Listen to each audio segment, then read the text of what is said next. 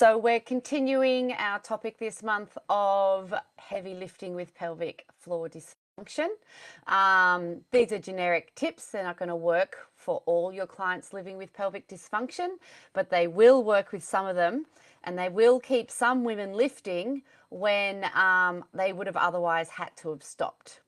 So tip number 3 is simplify the movement. So when we're rehabilitating or training women with pelvic dysfunction, it always requires them, in the beginning at least, to be very aware of their bodies, specifically the sensations they're feeling in their pelvises, lower backs, pelvic floors, right? So if they're required to think of these things or be aware of these things on top of shoulders back, neck long, flex your back, break the bar, spread the floor, like instruction after instruction after instruction, it can get confusing, it can get distracting, and it can sort of set them up for failure, because the more we're thinking about in our heads, the less we're allowing our bodies just to do. And if you need further clarification on that, maybe message me. But it's the difference between, focusing on squeezing your abs and allowing your body to perform the task. You'll be able to lift more when you allow your body to perform a task. On the other hand, if we're only asking our clients to do one thing while practicing awareness of their pelvic floor, they're much more likely to succeed at that one thing.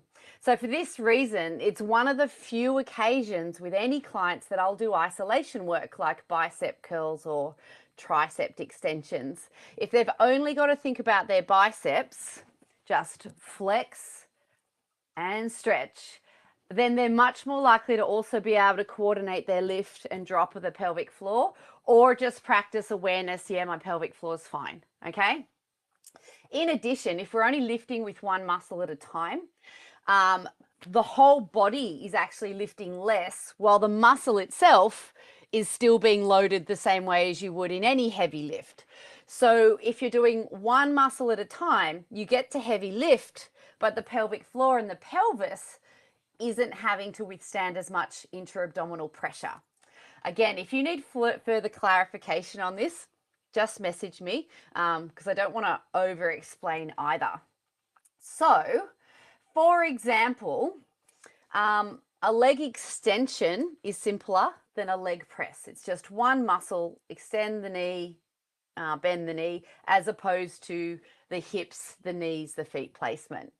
A leg press is simpler than a back squat, because you're just concentrating on the leg press rather than balancing the bar on your back as well and performing chest up, butt back, proper alignment in your squat. A back squat is probably more simpler than like clean and press, like an Olympic lift. And so on and so forth. So keep reducing the complexity of the movement until your client can practice pelvic awareness or can practice a lift and a drop of her pelvic floor while still lifting heavy at the same time. So again, further clarification, just message me. Otherwise, got another tip for you coming next week, and I'll see you then.